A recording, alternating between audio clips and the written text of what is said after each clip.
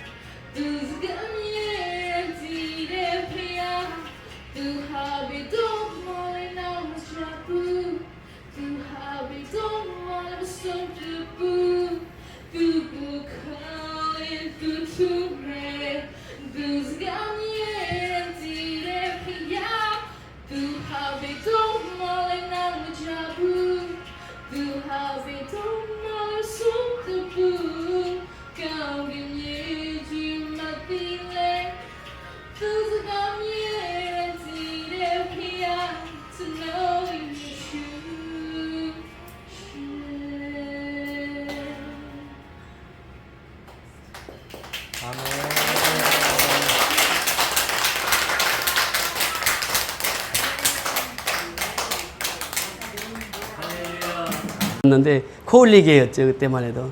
근데 지금 이렇게 성숙해서 오늘 이렇게 하나님 앞에 큰 영광을 돌렸습니다. 그 박순희 사모님께서 그 10살 때부터 장학금을 주어서 이렇게 키웠습니다. 지금 영어도 마음대로 이렇게 소통할 수 있게끔 그 공부도 하고 또 자기 노래로 이렇게 하나님 앞에 영광을 돌리고 있습니다. 여러분들 계속 기도해 주시기 바랍니다. 따로 목사님이 이따 끝나고 같이 소개를 하도록 하겠습니다. 자, 오늘 본문에 보면은 예수님께서 그 제자들, 형제들이 와서 그 얘기를 했습니다. 이제 예루살렘에 가서 기적을 행하시면 형님이 크게 나타나게 될 것이고 그 덕분에 우리도 한번 출세 좀 해봅시다. 예수님 갑시다. 그랬더니 예수님이 어떻게 했어요? 간다고 그랬습니까? 간다고 하지 않았습니까? 안 간다고 그랬어요. 그러면서 너희들 먼저 가라. 그리고 이제 조막절 중간이 되었습니다. 중간이 되었는데 이제 그 예수님께서 은밀하게 갔다고 그랬죠. 은밀하게 갔다고 하는 의미 속에는 두 가지 의미가 있었다고 그랬죠. 첫째는 왜 은밀하게 갔다고 그랬죠. 이 사람들이 오병이어 기적을 행해서 맛본 사람들이 이제 예수님을 알아보면 예수님을 왕으로 초대할 거 아니에요. 그러면서 예수님을 그렇게 호위하고 갈 것 아니에요. 그래서 예수님은 은밀히 가셨다. 두 번째는 뭐라고요? 유대인들이 어떻게 한다고요? 죽이려고 했단 말이에요. 그래서 은밀하게 갔습니다. 조막절 중간 오늘 본문 보세요. 14절 같이 읽습니다. 14절 본문 14절입니다. 시작. 이미 명절 중간이 되어 예수께서 성전에 올라가사 가르치시니 15절 유대인들이 놀랍게 여겨 이르되 이 사람은 배우지 아니하였거늘 어떻게 그를 아느냐 하니 여기 보세요. 명절 중간이 되어 예수께서 어디에 올라가셨어요? 예루살렘 성전에 올라가셨어요. 올라가셔서 무엇을 했습니까? 가르치셨습니다. 예루살렘 성전에는 유대인들이 대부분 유대인들인데 유대인들은 누구를 죽이려고 했습니까? 예수님을 죽이려고 했어요. 그런데 그곳에 가서 성경을 가르치는 거예요. 좀 생각해 보세요. 이 성경 구절이 간단하지만 이 배경을 보면 간단치가 않습니다. 예수님을 죽이려고 하는 그 유대인들 앞에서 지금 설교를 하는 거예요. 지금 가르치는 거예요. 가르치는데 유대인들이 놀랍게 여겼다 그래요. 놀랍게 여겼다. 왜 놀랍게 여겼다고 그랬습니까? 배운 것이 없는데 어떻게 저렇게 설교를 잘하느냐 이것이에요. 그러니까 우리가 이 하나님의 말씀을 전함에 있어서는 배움으로 되는 것이 아니라는 거예요. 하나님의 말씀을 전하는 것은 지식으로 되는 것이 아니라고 하는 것입니다. 예수님은 배운 것이 없어요. 그 당시는요. 가마리엘 문화생이나 랍비들의 이름을 따서 나는 누구누구의 문화생입니다. 그럼 그 사람을 알아줬어요. 그러니까 그 학자들의 이름을 대서 그 사람 이름을 높였단 말이죠. 제가 대학원 가니까 첫 학기에 필수적으로 공부하는 과목이 있습니다. 그것은 논문 작성법이라고 하는 그것은 대학원생들이 꼭 첫 학기에 배웁니다. 그걸 배우지 않으면 논문을 쓸 수가 없어요. 논문을 쓴다고 하는 것은 누구누구의 글을 인용합니다. 이렇게 해서 논문을 자기 의견을 첨가해서 논문을 쓰게 됩니다. 그러니까 예수님은 지금 논문으로 말하면 논문 하나도 누구 인용을 한 것이 없어요. 그러면서 예수님은 직접 하나님으로부터 받아서 하나님의 말씀을 전하셨기 때문에 이 사람들이 놀란 거예요. 아니 배운 적이 없는데 예수님은 초등학교도 국민학교도 간 적이 없는데 어떻게 저렇게 설교를 잘하느냐. 그러면서 사람들이 다 놀라는 거예요. 사실 예수님만 그런 것이 아니죠. 베드로 보세요. 베드로는 글자 200자 가지고 평생을 살았다고 그랬잖아요. 그런데 오순절날 성령이 충만을 받고 나니까 베드로가 설교할 때 그들이 어떻게 얘기합니까? 베드로를 그렇게 얘기를 합니다. 저희가 베드로와 요한이 기탄 없이 말함을 보고 그 본래 학문이 없는 범인으로 알았다가 이상히 여기며 또 그 전에 예수와 함께 있었던 줄도 알고 또 병 나은 사람이 그들과 함께 섰는 것을 보고 힐난한 말이 없는지라. 아주 유창하니 설교를 하는 거예요. 그러니까 배운 것은 없어도 성령 충만함을 받으니까 베드로가 그 설교를 하는데 유창한 설교를 합니다. 그런가 하면은 사도 바울은 얼마나 많이 배웠습니까? 그 가마리엘 문화의 정통 그 보수 측에서 공부를 한 사람이에요. 그러니까 우리나라로 말하면 서울대 출신이란 말이죠. 그런데 바울이 설교할 때마다 어떤 말을 하냐면 내 말과 내 전도함이 지혜의 권하는 말로 아니하고 다만 성령의 나타남과 능력으로 하여 너의 믿음이 사람의 지혜에 있지 아니하고 다만 하나님의 능력이 있게 하려 하였노라. 그러니까 사람의 지혜로 하는 것이 아니라 말이죠. 하나님의 지식으로 하는 것이 아니 사람의 지식으로 하는 것이 아니라는 것이에요.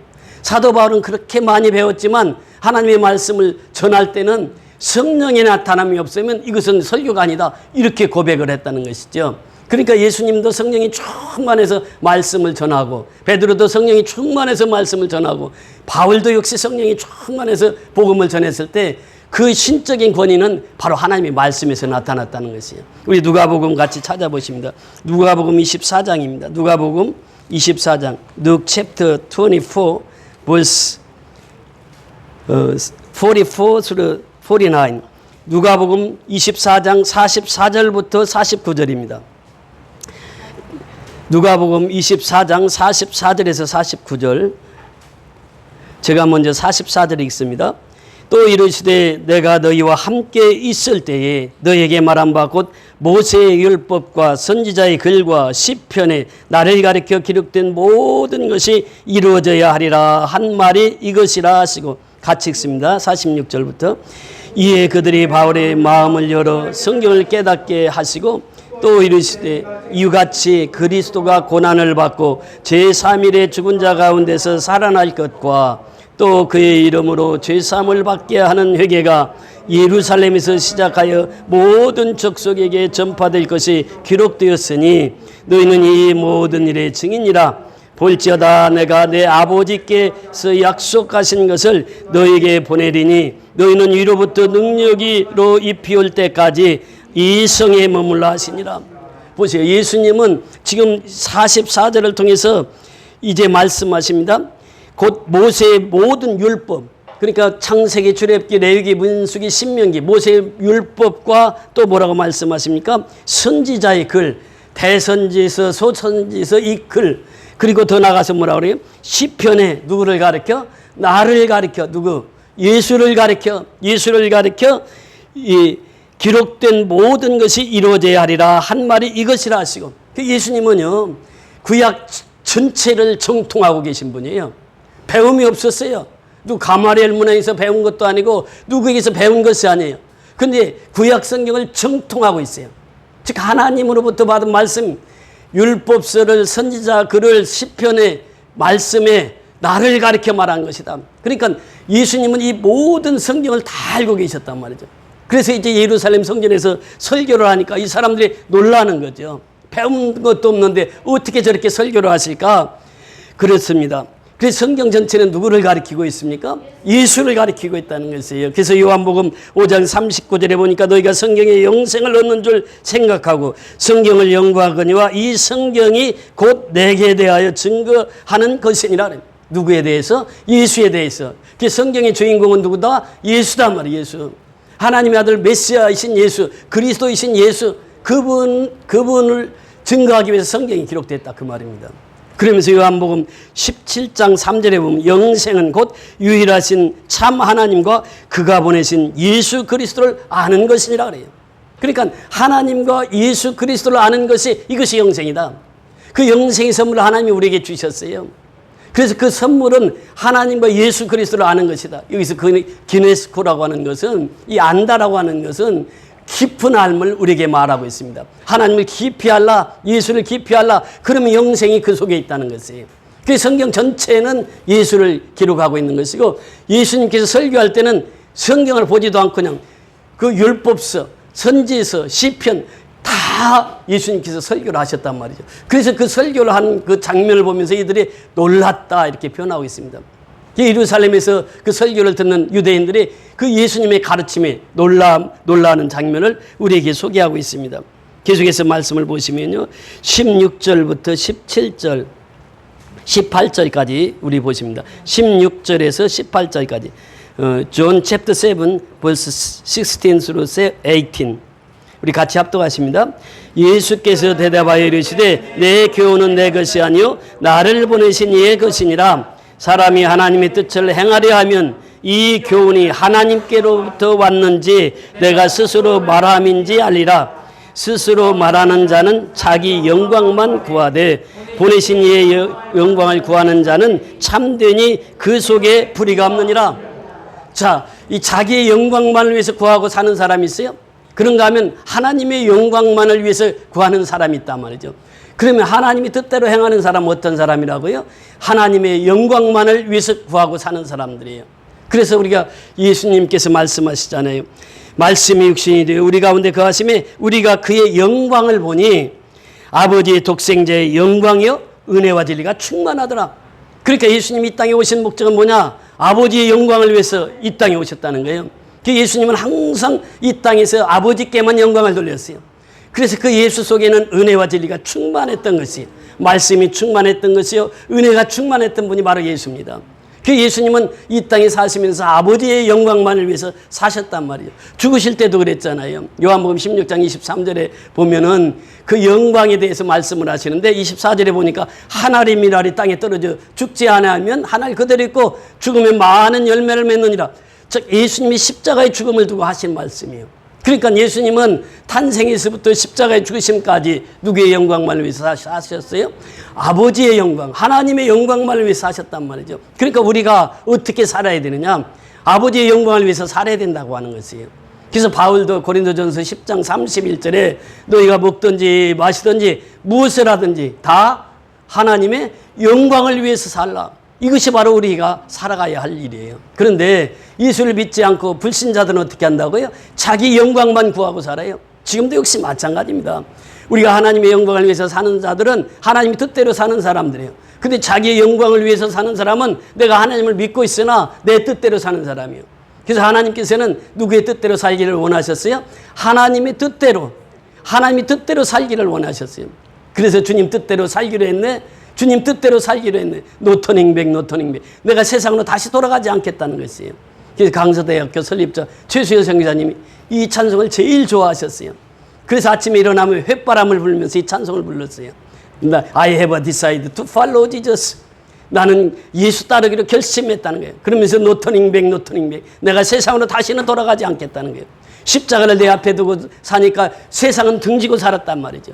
그래서 그분은 텍사스에 있는 자기 그 농장을 다 팔아가지고 우리 강서대학을 세우시고 또 그 사모님도 그 재산을 팔아서 강서대학을 세워서 그 신학생들을 배출해서 그리스도교회를 이렇게 성장하고 발전시키는 분이 바로 최수연 선교사님이십니다. 그분은 그렇게 살았어요. 하나님의 뜻대로 살았단 말이죠. 우리도 역시 마찬가지요. 우리가 사는 목적은 뭐냐? 하나님 뜻대로 사는 것이에요. 그래서 하나님의 영광만을 위해서 사는 것이다 말이죠. 그래서 바울은 그렇게 얘기합니다. 이제 하나님의 뜻이 무엇이냐? 바로 하나님께 영광을 돌리는 것인데 그것이 무엇이냐? 항상 기뻐하라. 쉬지 말고 기도하라. 범사에 감사하라. 그런데 이 항상 기뻐하는 것은 뭐냐? 그 밑에 19절에 내려가서 보면 성령을 소멸치 말고 이렇게 표현합니다. 그러니까 우리가 항상 기뻐하는 것은 뭐냐? 성령을 소멸치 말라. 성령의 충만함으로 살라 그 말이에요. 그러니까 예수님이 성령에 충만해서 예루살렘 성전에서 가르치니까 다 놀란 거예요. 배우지도 않았는데 어떻게 저렇게 하느냐? 또 베드로가 성령 충만해서 오순절날 성령 받고 설교를 하니까 그가 말함을 기탄 없이 말함을 보고 저희들이 다 놀랬다는 거예요. 성령 충만하면 많이 배웠든 적게 배웠든 하나님 손에 들리기만 하면 하나님 쓰임 받는 줄 믿습니다. 무디가 공부를 안 했던 분이에요. 이분은 구두 닦기를 했습니다. 구두 닦기를 하는데 너무나도 이 성령을 받고 나니까 가서 가르치기를 원했어요. 그 어린 아이들을 성경 공부를 가르치기를 원해서 가서 교사로 나 채용 좀 해달라고 하니까 너 배운 것이 뭐냐? 배운 게 하나도 없는데 너 교사 할 수 없어. 그래서 이제 계속 가서 교사 아니면 나 보조교사라도 세워달라고. 그 보조교사를 세워줬어요.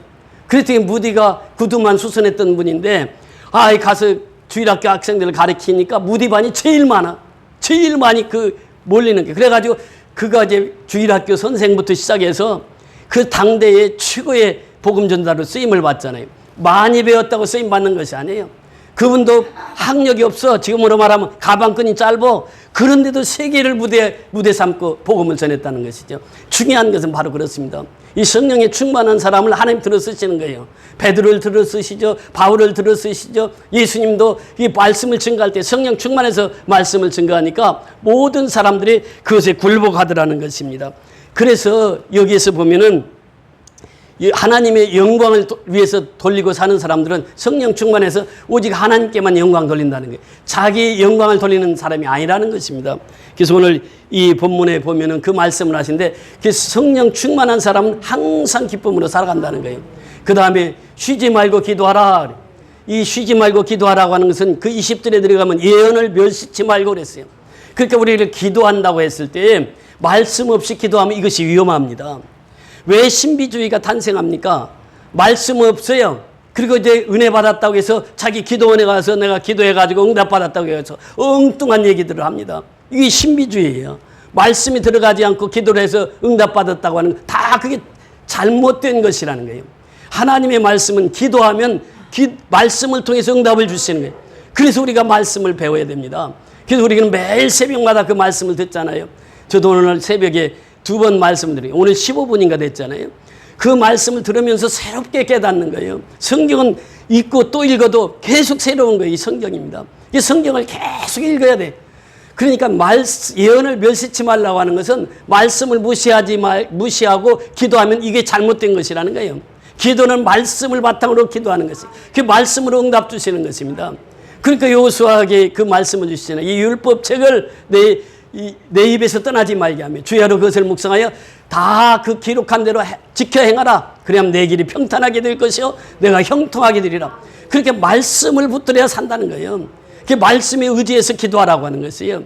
사도 바울은 모든 성경은 하나님의 감동으로 된 것으로 교훈과 책망과 바르게 함과 의로 교육하기에 유익하니, 이 성경 전체가 그렇단 말이죠. 모든 이 성경은 하나님의 교훈으로 된 책이에요. 교훈과 책망과 바르게 함과 의로 교육하기에 유익한 것이 성경이라고. 그 성경을 통해서 기도하라는 거예요.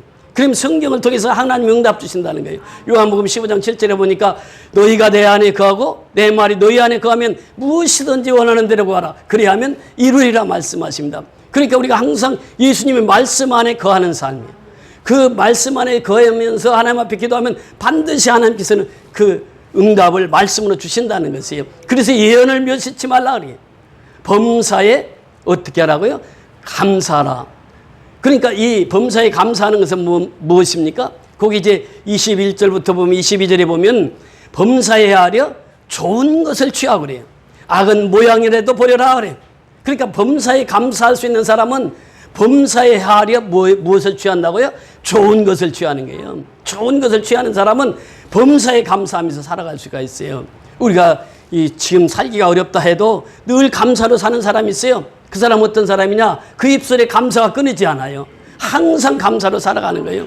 그들에게는 항상 감사하며 살아갈 수 있다는 것입니다. 이것이 하나님의 뜻이라는 거예요. 하나님. 사도 바울은 그래서 항상 기뻐하라, 쉬지 말고 기도하라, 범사에 감사하라는 것은 바로 말씀을 통해서 기도하고 또 성령 충만을 통해서 기뻐하는 생활을 누리고, 그리고 범사에 감사하라고 하는 것은 범사에 좋은 것을 헤아려 취하라고 하는 것이에요. 이것이 바로 하나님의 뜻이다. 이렇게 사도 바울은 정리를 하고 있습니다. 그래서 우리가 하나님 뜻대로 살아가야 된다는 것이에요. 이 하나님의 뜻대로 살아가는 것이 얼마나 중요한가를 우리에게 말씀해 주고 있습니다. 마지막 같이 보십니다. 자, 7장 17 오늘 19절부터 마지막 절까지 24절까지 같이 합독하십니다. 19절부터 24절까지 시작. 모세가 너희에게 율법을 주지 아니하였느냐? 너희 중에 율법을 지키는 자가 없도다. 너희가 어찌하여 나를 죽이려 하느냐? 무리가 대답하되 당신은 귀신이 들렸도다. 누가 당신을 죽이려 하나이까? 예수께서 대답하여 이르시되 내가 한 가지 일을 행하매 너희가 다 이로 말미암아 이상히 여기는도다. 모세가 너희에게 할례를 행하였으니 그러나 할례는 모세에게서 난 것이 아니요 조상들에게서 난 것이라. 그러므로 너희가 안식일에도 사람에게 할례를 행하였느니라. 모세가 율법을 범하지 아니하려고 사람이 안식일에도 할례를 받는 일이 있거든 내가 안식일에 사람의 전신을 건전하게 한 것으로 너희가 내게 노여워하느냐? 음모로 판단하지 말고 공의롭게 판단하라 하시니라. 자, 예수님의 설교는요 얼마나 강직했는지 몰라요. 예수님은 누구의 눈치를 보지 않습니다. 이 말씀을 증거하고 그 자리에서 죽어도 예수님은 하나님의 말씀을 전하신 분이에요. 베드로가 성령 충만함을 받으니까 어떻습니까? 자기가 죽을지언정 말씀을 선포해요. 이것이 바로 예수님의 설교입니다. 이 설교 보세요. 자, 19절 다시 한번 읽습니다. 19절 시작. 모세가 너희에게 율법을 주지 아니하였느냐? 너희 중에 율법을 지키는 자가 없도다. 너희가 어찌하여 나를 죽이려 하느냐? 이것입니다. 지금 예수님은 자기를 죽이려고 하는 사람들 그 앞에서 설교를 하고 있어요. 그런데 그 사람들은 어떤 사람이냐? 율법을 최고로 알고 사는 사람이요. 율법 한 점 한 획도 자기들은 지키지 않는다. 이런 사람이 없어. 우리는 율법을 지키고 사는 사람들이다. 이것이 유대인들이에요. 근데 예수님이 설교하시면서 뭐라고 말씀하십니까? 너희들 율법 지키는 자 있어? 한 사람도 없어. 이러면서 직접 그 유대인들에게 설교를 하시는 게 얼마나 담대하십니까? 지금 자기를 죽이려고 하는 그들 앞에서 너희들 율법 지킨다고? 율법 지키는 사람 한 사람도 없어. 얼마나 화가 나갔어, 율법주의자들이. 그런데 예수님은 그대로 설교를 하십니다. 그러면서 하시는 말씀이 무엇입니까? 이제 예수님께서 말씀하세요. 어찌하여 나를 죽이려 하느냐? 그러니까 20절에 뭐라고 말합니까? 무리가 대답하되 당신이 무엇이 들렸도다? 귀신 들렸다는 거예요, 예수님에게.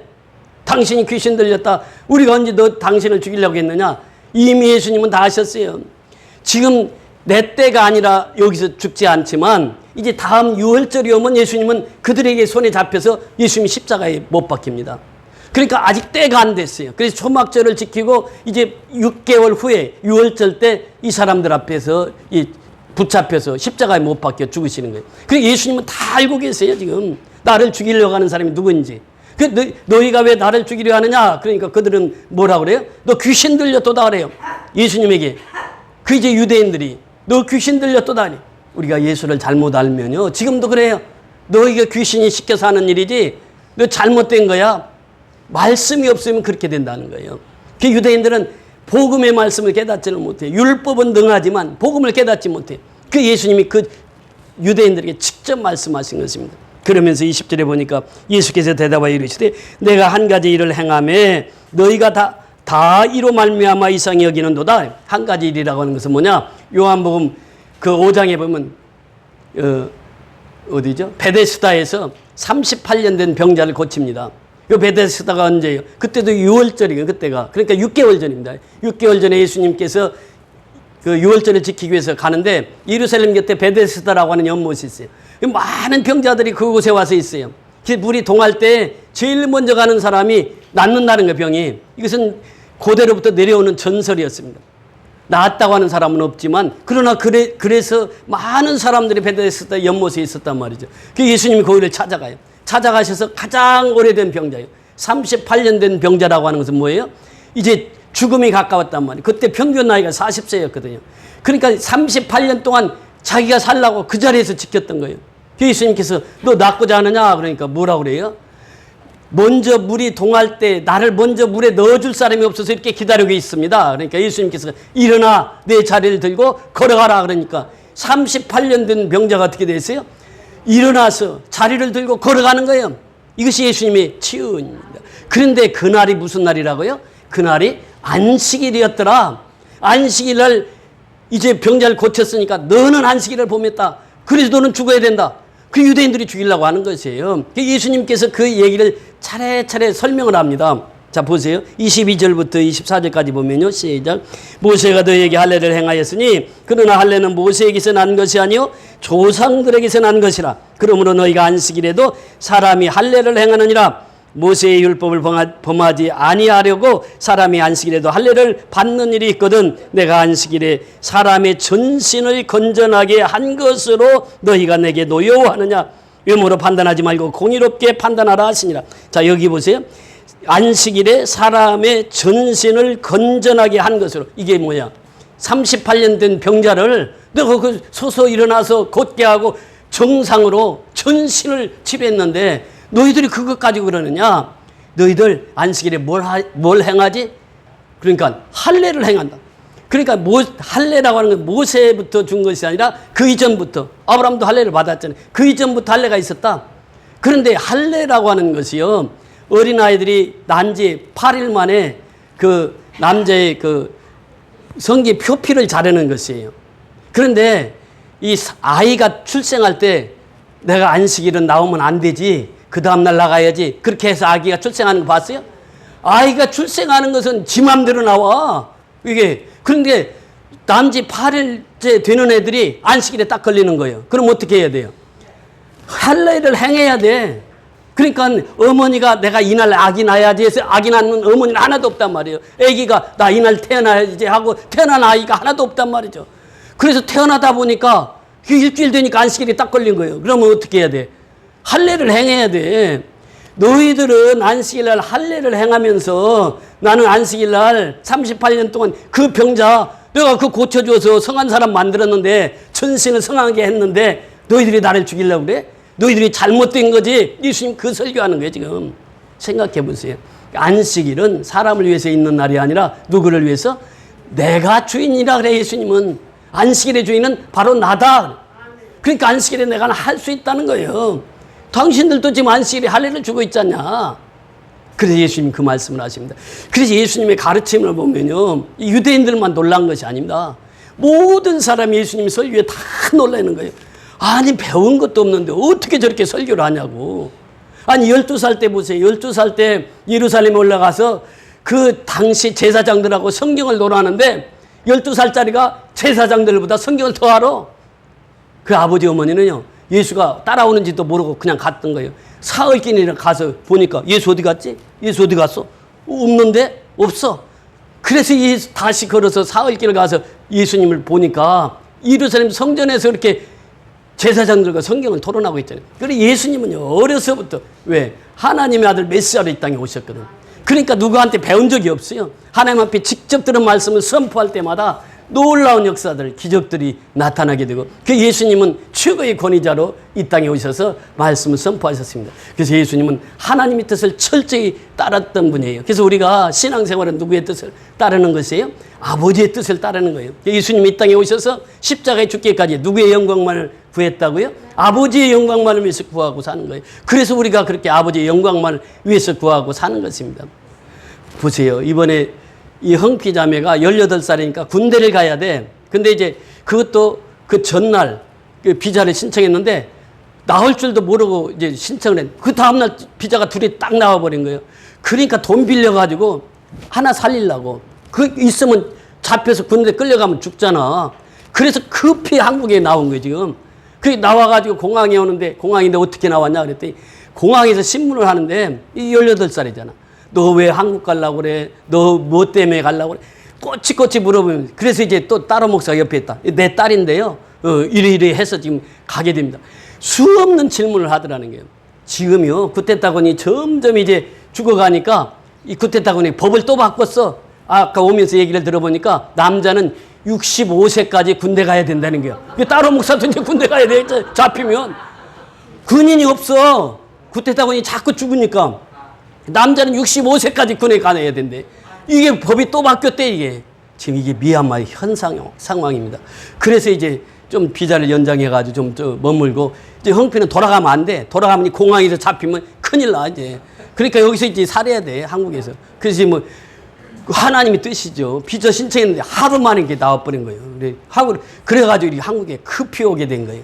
여러분 보세요. 이 하나님의 은혜는요, 말로 표현할 수 없습니다. 우리 인생은 그래요. 하나님 뜻대로 살면 하나님께서 다 그 생명 지켜주시고 하나님께서 그 길을 인도하시는 줄 믿습니다. 그래서 우리가 항상 깨어서 하나님 뜻대로 살아 하나님께 영광 돌리며 살아가는 저와 여러분이 다 될 수 있기를 주의 이름으로 축원을 드립니다.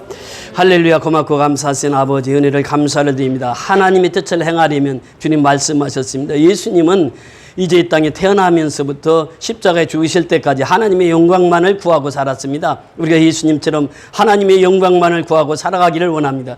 예수님은 배운 것 없이도 설교를 하실 때 많은 사람들이 감동을 받고 하나님 앞에 회개하고 주님 앞에 돌아왔습니다. 베드로가 그랬고 또 바울도 아버지 하나님이 이제 배운 지식으로 복음을 전한 것이 아니라 하나님의 성령에 붙들려 복음을 전하면서 수많은 영혼들을 주님 앞으로 인도했습니다. 우리가 미얀마 땅에 복음을 전했습니다. 복음을 심었습니다. 이제 어린 생명들이 이렇게 자라서 하나님 앞에 귀하게 쓰임받는 모습을 보면서 하나님께 영광을 돌립니다. 오늘 이렇게 귀한 말씀 받았사오니 그 말씀대로 우리가 평생을 살아가면서 하나님께만 영광 돌리고 살아가는 복된 성도의 삶 되게 축복하여 주시옵소서. 예수 그리스도의 이름으로 감사하고 축복하며 기도드리옵나이다. 아멘. 우리 다 같이 일어나셔서